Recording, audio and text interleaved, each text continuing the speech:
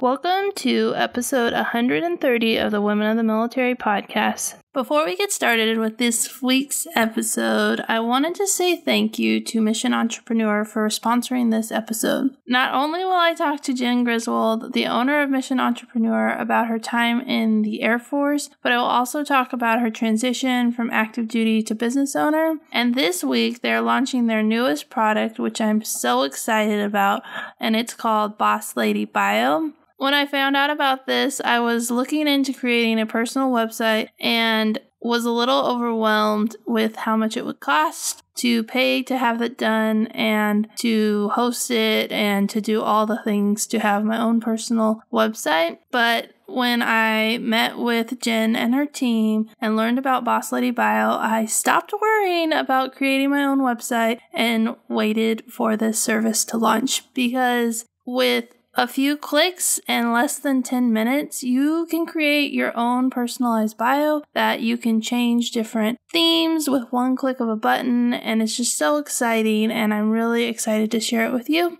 So if you're curious about what I'm talking about, you can head over to bossladybio.com and create your own website, but I recommend staying tuned to this episode so you can learn more about Boss Lady Bio and find out how you can get your first month for only $1. So with that out of the way, let's get started with this week's interview with Jen Griswold.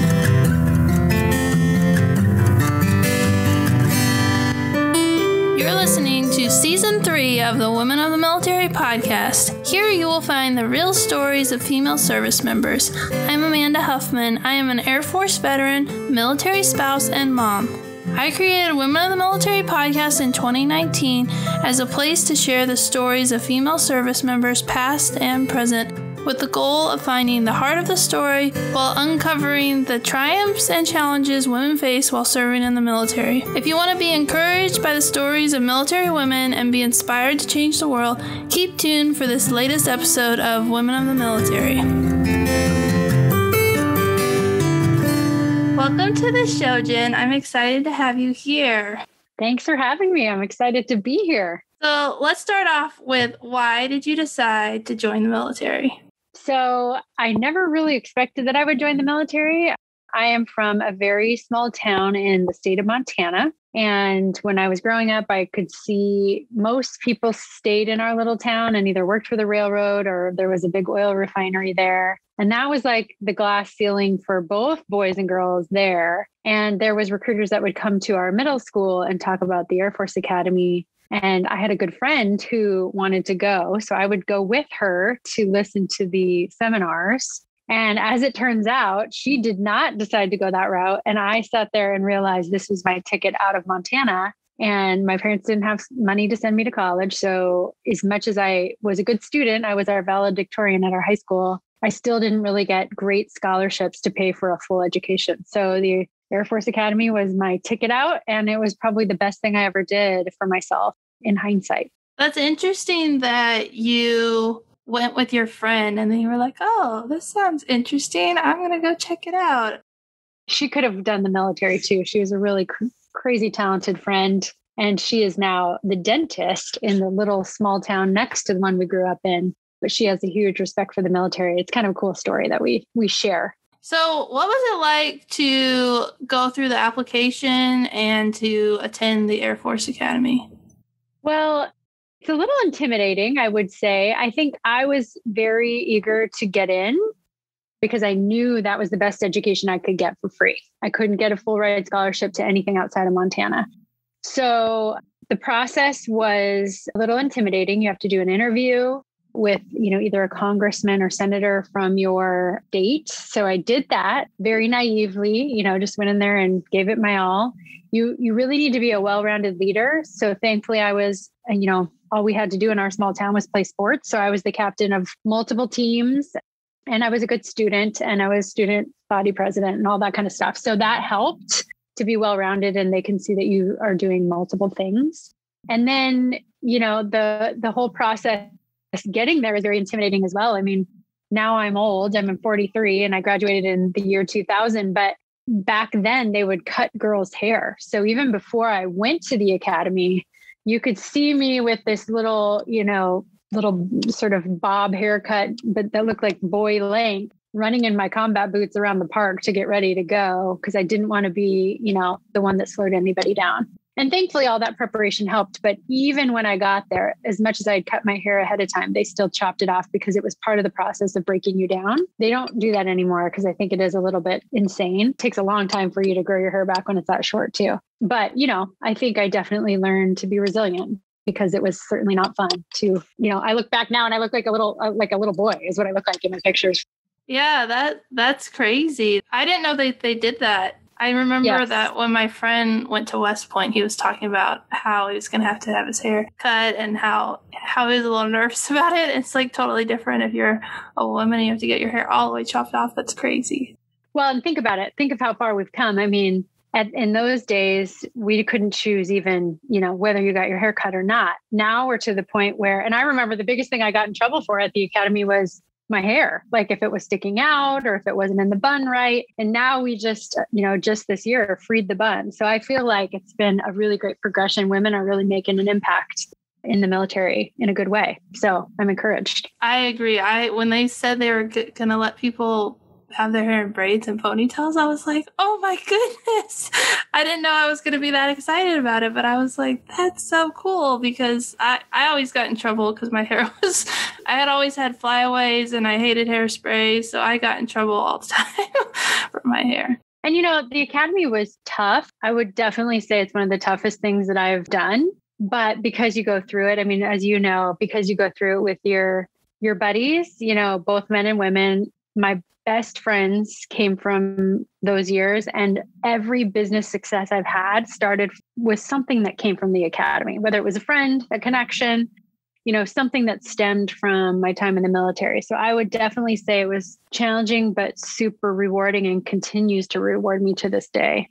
Yeah, that makes a lot of sense because the military has had such a big impact on my life while I was in and like forming me who I am today, but also like the connections afterwards and the opportunities as being a veteran and the people that know this, and this person, and then you get connected with them. So that's so true. And I played volleyball there. So that was when I think back on another thing that sort of developed me or trained me to be resilient, that was another one. That wasn't easy to be a student athlete. And I was a walk-on volleyball player, so I wasn't as talented as a lot of my counterparts were. So I had to work even harder, both at school and at practice. And I now tell my daughter, who's a, high-level soccer player, like how defining that was. Like I didn't really sort of see eye to eye with my coach all the time, and I had to work extra hard, and it was challenging, but I definitely think I became stronger in many ways that, again, I'm using in life now. So lots of good lessons from the academy. Yeah, that's good. And so when you left the academy, what did you get your job for active duty in the Air Force? At the academy, I was in the human factors engineering program, which is like a behavioral science. And the department head told me, he said, if you really want to work with people and be a leader in the Air Force, go into aircraft maintenance because you will be leading the most amount of people at the youngest age. And so I said, okay, I'll do it. I don't know the first thing about an aircraft. I don't know what kind of wrench is what, but I do know people and I love people. And so at the age of 22, I was managing an AMU, aircraft maintenance unit of 250 people. Barely knowing which way was up on the airplane, but man, was it a sink or swim, especially as a woman in a very male-dominated field. But I really enjoyed it, and it was all-consuming. It took every minute of my day. I would get calls in the middle of the night. My husband is a pilot, so he was working and gone a lot. So it worked for us for the first number of years until we decided to have a family. And I really, soaked it all in. It was really rewarding. So you mentioned your husband. Did you guys meet while you were at the academy? We did. We met in the soaring program. So after your freshman year, and I met him in the glider program, and we had a healthy little competition over who could solo first. I, of course, won. And he still gives me a hard time about it to this day. But yeah, we met, and 5 years later, we did it all through the academy. And then he went to pilot training. I went and did my first job in the Air Force. And then we got married 5 years after we met. So when we were 24. So yeah, and now we've been, in the military for over 20 years now.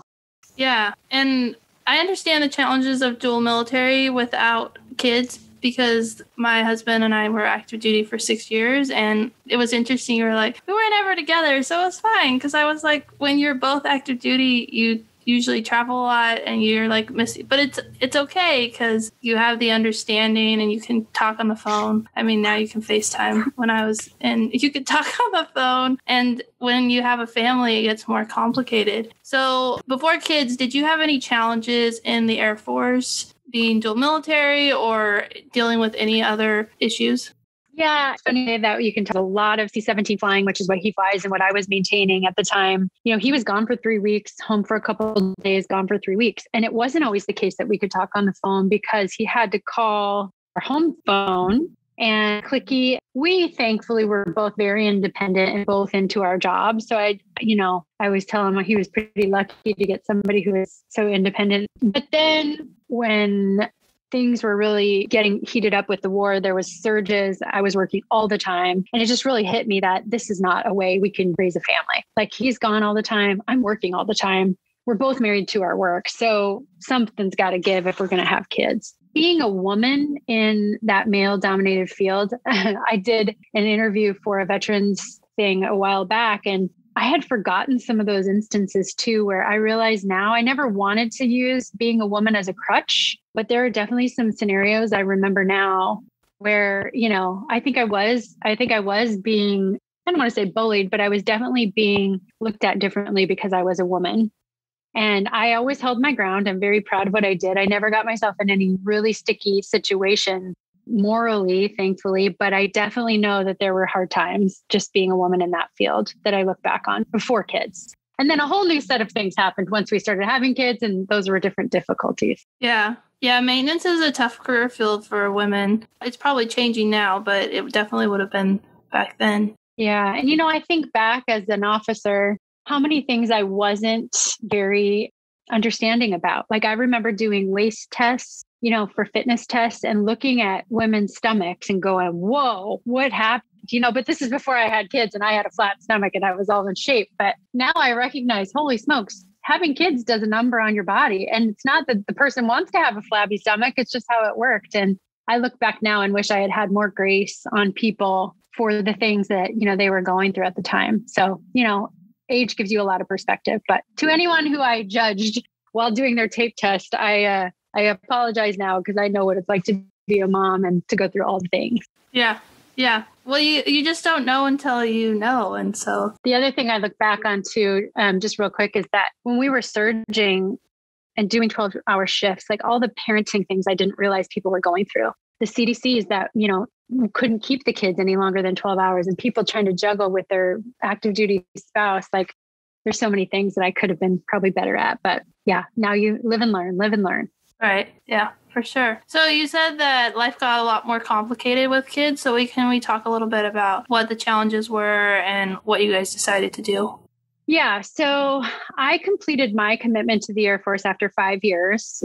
I owed that for the academy, and I would have been willing to stay. But, like I mentioned, the schedule was too difficult to have kids. So I got pregnant right before my commitment was up. I thankfully had a good friend from the academy who told me about a reserve job. And she said, why don't you just switch over to the reserves and stay in instead of just completely getting out? And I'm so grateful for that conversation because I was able to shift into a job, active duty, that was an Air Force recruiting job. And then as I transitioned to become a reservist, I was able to just stay right into that job as I had my first baby, and I stayed on with them for another year after. And it sort of gave me a part-time option as a military gal. So I was working 2 days a week for the recruiting service. And it was great because I could be a new mom and also get some time away. And it was a really great transition. But at the same time, it's still difficult, right? Like, I was asked to deploy to New Zealand and Antarctica.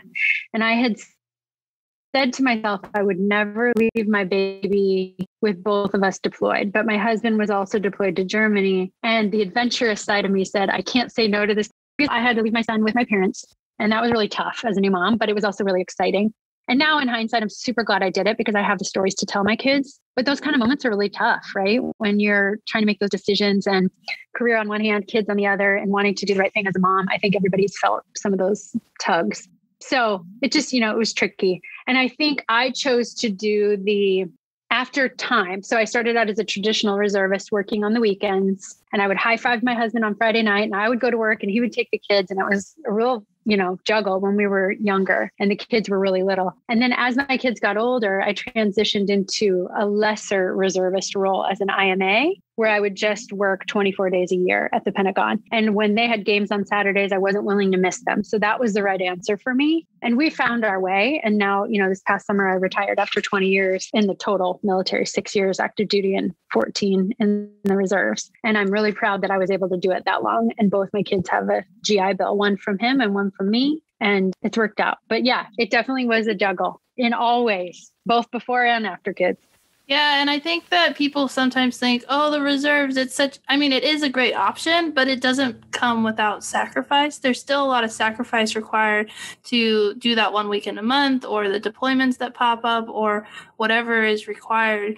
It's like a light version of the military, but it still requires a lot of sacrifice and a lot of hard work to make it happen. So yeah, I would definitely say that if I were to turn around and give advice to people, or me, even as a younger person, I was always looking to the all active duty, go-getter, or the all reservist go-getter, or the civilian go-getter. And they each had a different set of advice for me. And you always felt like you're kind of doing it wrong. And what I've really learned over the years is that the only people you're answering to is you and your family. That there's a right for you and your family that's going to look different than somebody else's. Because if I looked at the all active duty woman, she usually didn't have a very put together family. That's what I learned, is that things fell apart because she gave it all to the military. And if I looked at the all civilian, they weren't very driven. They were stay at home moms. So it was just, I wasn't any of those things. I was a blend. And so over time, I just stopped caring what people thought and knew an IMA for the last, 12 years. And I was really happy with that. I just had to stop caring what other people said about it. And in the end, that was the right decision. Yeah, that's so true. I think you have to do what's right for you and your family and put blinders on and not worry about what other people say, which is a lot easier to say than to actually do, especially to not listen. Just be like, this is what I need to do. Yeah.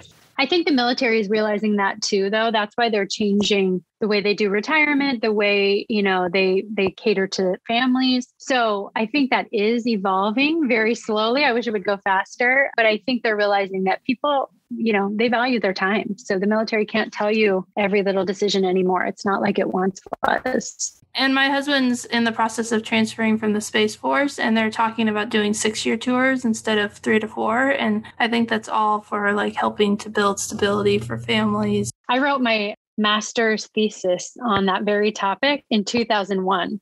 So it's taking forever to do the things I thought we should do a long time ago, but that was a while ago. Mm-hmm. Only 20 years. Oh my goodness. That's crazy. So you left the military into the reservist role so that you guys would have a better balance between military life and family life. When did you decide to start a business on the side? So I grew up as the child of some entrepreneurs. My parents had a home business that they ran out of the bedroom next to mine in the basement.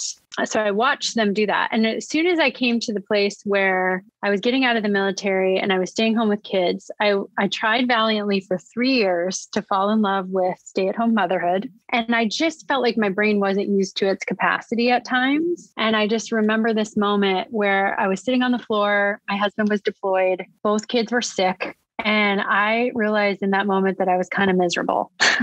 I just knew there was more for me. And it was in that moment that I decided I was going to start a business. Well, actually, I thought I was going to find a job, but I quickly realized there was no part-time aircraft maintenance jobs. So I decided to start a business instead. And that first business was basically a decorating business that formed into a staging for real estate business. And I was able to start it and run it with 2 little kids in tow on a very small budget. And it just gave me all the confidence in the world that more military spouses should start businesses. And after 4 years, I sold that and was approached by a great friend of mine who was a financial advisor about another business, Rodan & Fields, which I joined as I sold the other business in 2000.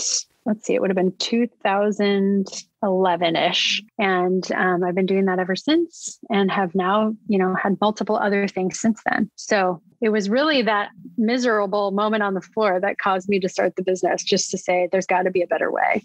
Yeah, and I read your book, Mission Entrepreneur, last week, the last 2 weeks. It took me about 2 weeks to read.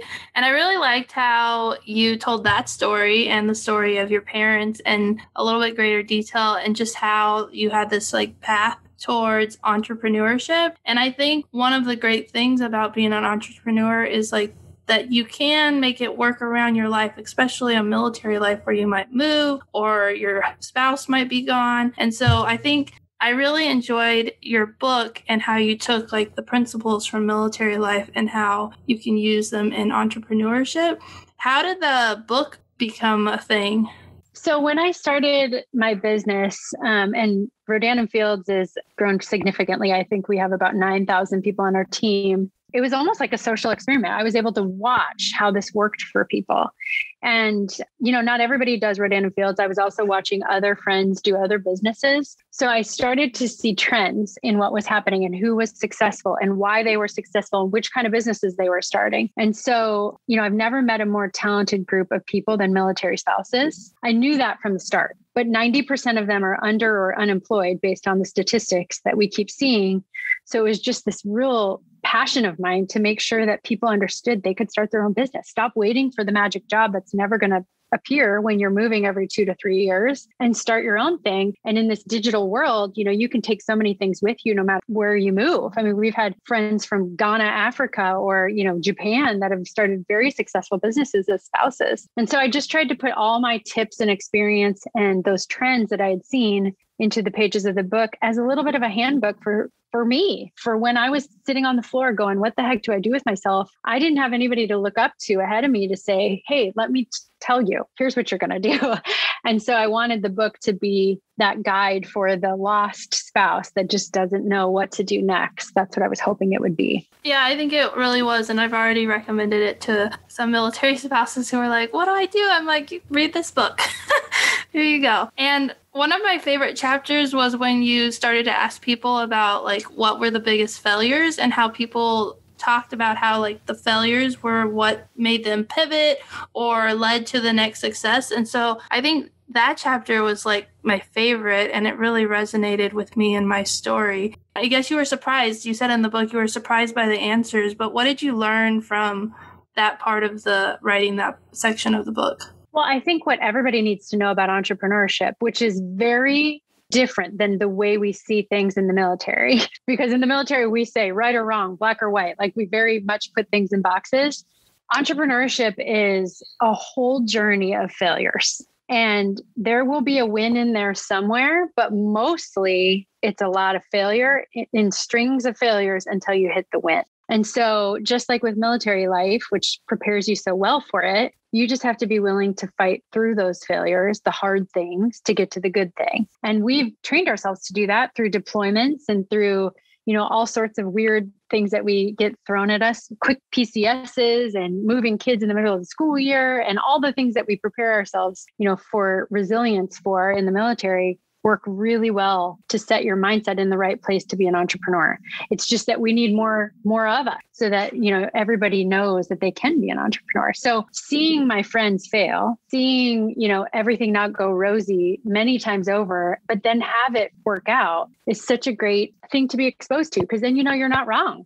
Just because you bump into something the first time means you got to push through it. I can't even tell you how resilient I am to failure anymore because I've just learned that it's not the finish line. There's always another try afterwards, and you will succeed if you try enough times.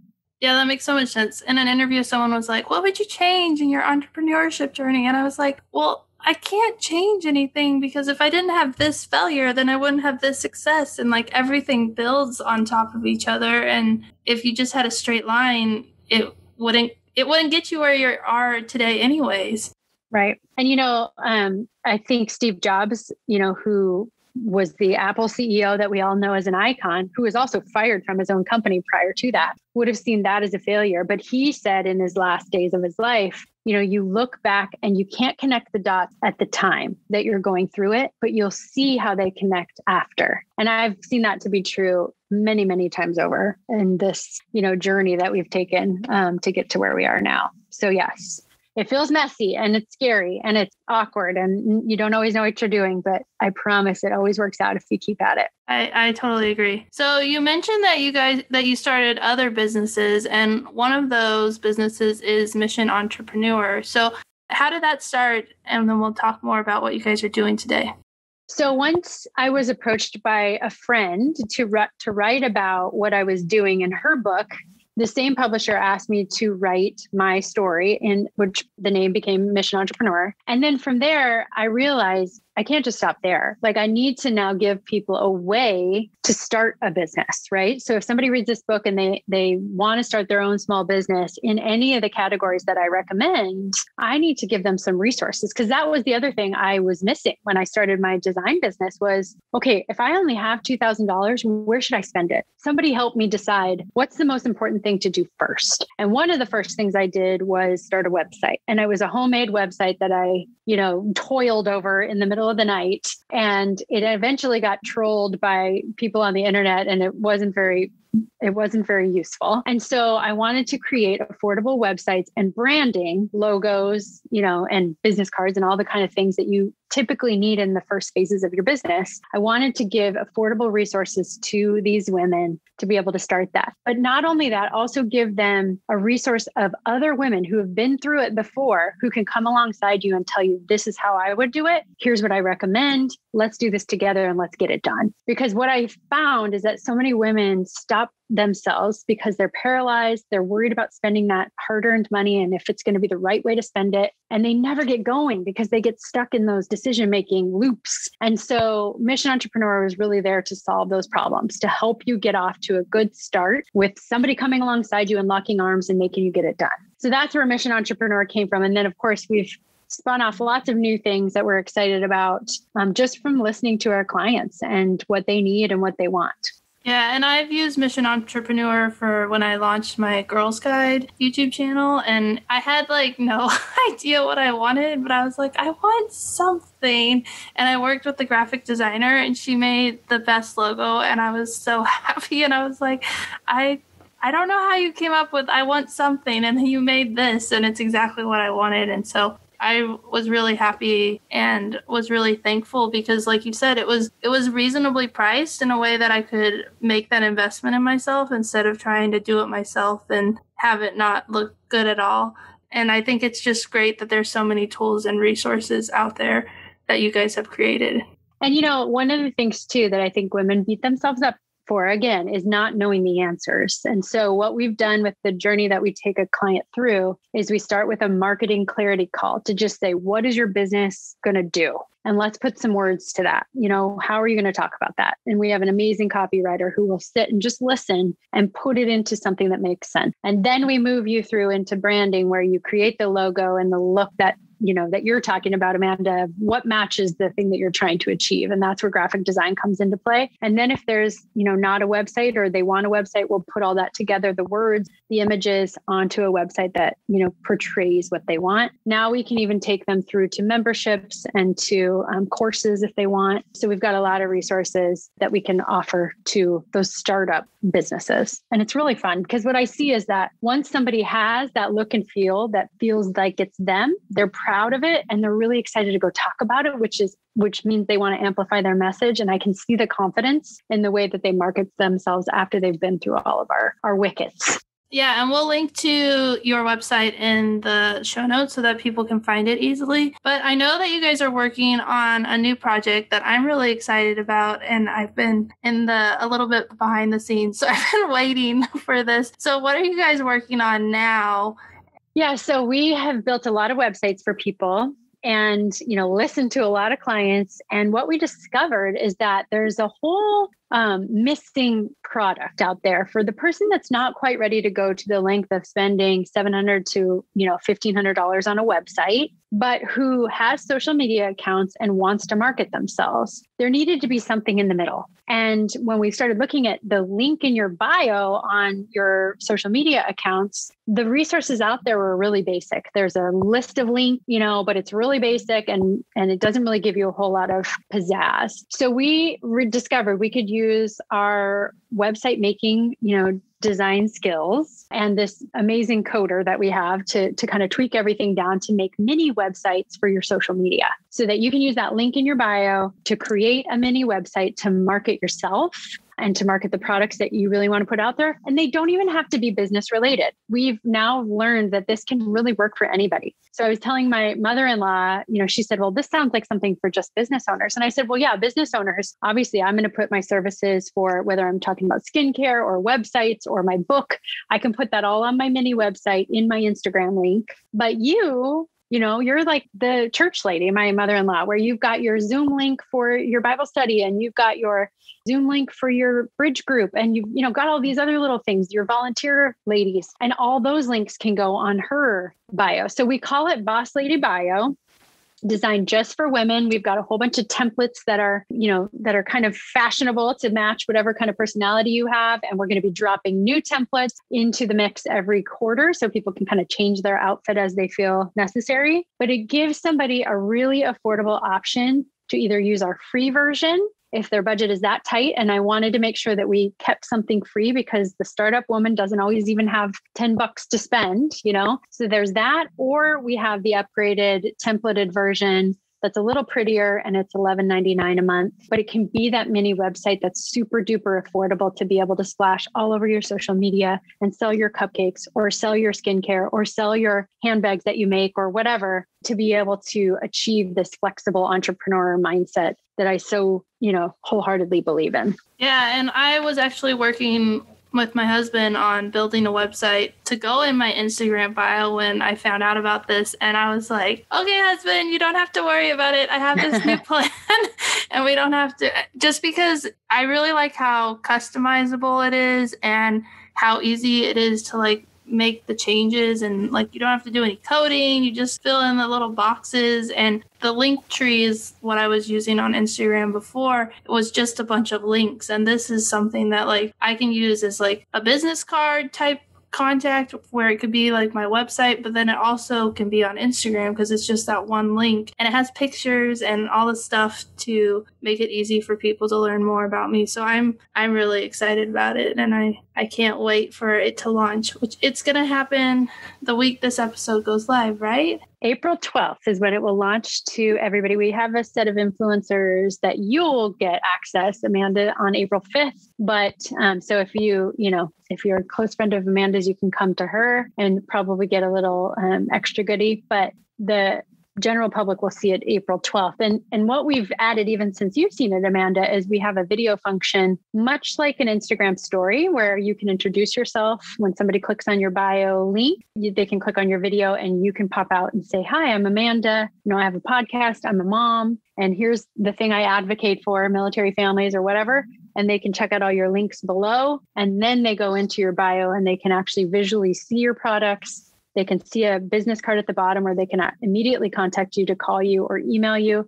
And then my favorite part of the entire bio is at the very bottom, we have what we call the Empowered Connection Spotlight, where if Amanda sent you the link to empower you to put your content out in the world, when you get connected to her and you set up your own Boss Lady Bio account, it's going to have Amanda's picture at the bottom and it's going to say, I was empowered by Amanda Huffman. And then when you empower the next person, it's going to say, I was empowered by you. And then when they see your little picture there, when it says empowered by you, they can click on your picture to go to your bio. So it gives you even more exposure, but it's just really encouraging women to empower one another. Yeah, you had talked a little bit about that feature, and it was one of my favorite things that you guys were mentioning, because I just think it's really cool that not only are we getting this product, but then we're empowering other women, especially because there's the free option. So someone who doesn't have a business or is just starting and doesn't feel like they can invest, they have that option to have this. The free template is nice too. I liked it, just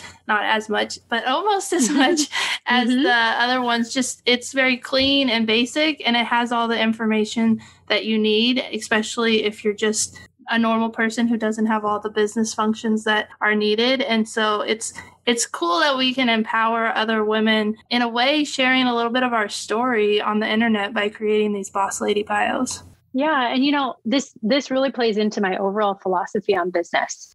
my thoughts are the smaller the baby step forward, the more of us that take baby steps to get our content out into the world, even if it's just a blog about your kids or whatever it is, the more we encourage one another to get our content out there and to build our confidence to speak our minds, the more businesses will form because of it. And then the more businesses that form, even if they're little ones, they don't have to make tons of money, but even if it's a cupcake company that makes you $400 extra a month, your daughter is going to see that. And her generation is going to do it bigger and do it bigger and do it bigger. So I feel like this is a really great baby step forward for all women to just get their content out there so that the next generations will build upon it. Yeah, that's so true. My blog started with me writing once a week for 5 minutes. And I love telling that story because it makes it so that anyone could be like, I have 5 minutes. I could write for 5 minutes. But really, you can start a business at whatever level you want and just put those 5 minutes, 30 minutes, whatever, and like slowly grow. If you're at a point, I had a little baby and he wasn't sleeping. So 5 minutes was a lot to ask of my time. And look at what it's grown into, a podcast, and I get to write on different platforms. And it's just amazing that something that started with simply writing 5 minutes once a week for, I think, at least the first 3 or 4 months has grown over time into this. Yeah. And I'll tell any nursing mother or exhausted mother who's listening to this, your ideas matter because that's where my first business was born too. I was sitting on the couch staring at the same corner of the wall that I looked at like every 3 hours for days upon days. And that was how my first business was born because I just knew I needed to keep my mind busy. So every time I sat looking at that corner, I would develop more ideas for my business. And yeah, so I think every woman has it inside her. It's just a matter of getting it out there into the world and owning it and feeling confident that other women are going to support you because they will. Yeah. And women supporting women just empowers more women and makes a bigger impact for the world. So that makes so much sense. Yeah. One other thing I want to mention too is we've added a badging feature to the bio. So if you are one of our initial founding connectors is what we're calling them, you will get a badge. And there's only going to be, so many in that first month that we give out. So Amanda will have that badge. But if you join, into Boss Lady Bio in the very beginning, you're going to get one too. Or if you own a woman-owned business, you'll also get a badge for that. So it's kind of fun because you'll be able to see real quick who does what and search for other women-owned businesses. But basically anybody who signs up through Amanda will get their first month if you want the pro version for $1. So we're doing a very discounted sign up for Amanda's listeners for $1 for the whole month of April. So, feel free to jump on that. It's going to be $11.99 for everybody else per month. So that first month for you is just $1. So head over to bossladybio.com and use the code Amanda Huffman in all caps so you can get the first month for only $1. And that offer goes through May 12th. So from April 12th to May 12th, you can get your first month for $1. And of course, there also is the free option. And if you use the free option, put Amanda Huffman in the connector code so that we can be connected and you can watch the power of women empowering other women. And I'll also put it in the show notes so that people can find it easily. And thank you so much. Is there anything else from either your military career or your time as an entrepreneur that you want to touch on before I ask my last question? I would just reiterate the fact that I'm not any different than anybody else. You're not different than anybody else. We were just bold enough to act on the ideas. And I just hope that anybody listening who has a seed of an idea would not give up on it. I always tell, women at my age in their 40s, I'm like, you had a dream that you put on the shelf when you started having kids or when life got too busy or whatever. Never let the dream on the shelf get dusty. Like keep bringing it out because we need all your ideas. And if you can't figure out how to do it, give me a call, give Mission Entrepreneur a call, give Amanda a call and find people that will encourage you to keep working on it because it really is that important for you, for your kids, for the future of our military families. I just think everybody's ideas are worth pursuing. Yeah, that's so true. And since you gave us such good advice, I have one more advice question, and it's what advice would you give to young women who are considering military service? I would say do it. I've learned more through, my years in the military, just deep lessons in so many different ways that I don't think the rest of my friends in this world understand. And I'm super grateful for it because not only has it made me resilient, and it hasn't been easy, but it's made me resilient. It's given me perspective most of my friends don't have about what's important in this world. And I think it takes other people a long time to come to the idea that serving people is what life is all about. But we get told and taught that very early in the military. And I'm so grateful because in the end, after 20 plus years of serving and now 12 years of business, and really now financially coming to a place where I feel very comfortable for my family for years and decades to come, it's not about the money. It's not about the fame. It's not about the success. It's all about what you do for people. And so the military gives you a fast track to learning that lesson. So take it, embrace it, drink it all in, soak it in, be smart.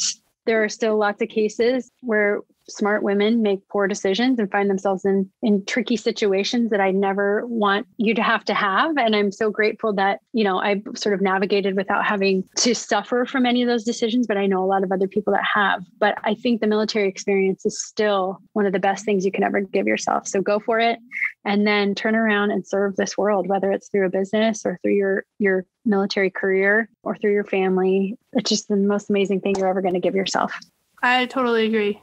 Giving back and serving is what makes the podcast why I love it so much, because I get to help women share their stories and help women join the military. And it's like, it just fills me up. So I totally agree. And, the last piece of that is empower other women. In my career field, sadly, there was not a whole lot of people to lift me up and push me forward and say, I got you. It was more of like, stick your elbows out and find your way to survive in that environment. And it doesn't need to be that way. I was very intimidated to work with all women when I first started my skincare business. And now I have 9,000 of them that I adore because I thought it was going to be catty. I thought it was going to be, dramatic, all these things that I assumed it was going to be. And what I learned is that I am my best self when I'm surrounded by women. And I think we all are, actually. I just didn't know it at the time. So empower other women, tell them the good things that they're doing, encourage them, lock arms, help each other rise, and don't compete because there's just absolutely no need for it. Yeah, there's room at the table for everyone.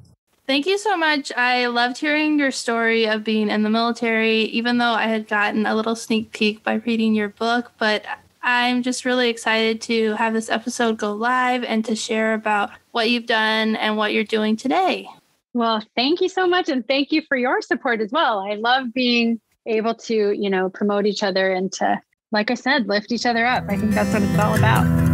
Thanks so much for watching this week's video. If you like this video, please like it. And if you want to hear more stories of military women, please subscribe to Women of the Military. And you can check out more military stories on Women of the Military podcast. If you have any ideas or topics for future videos that you would like me to cover, please put them in the comments and I will get back to you and try and make those videos happen. Thanks so much for watching and for supporting Women of the Military.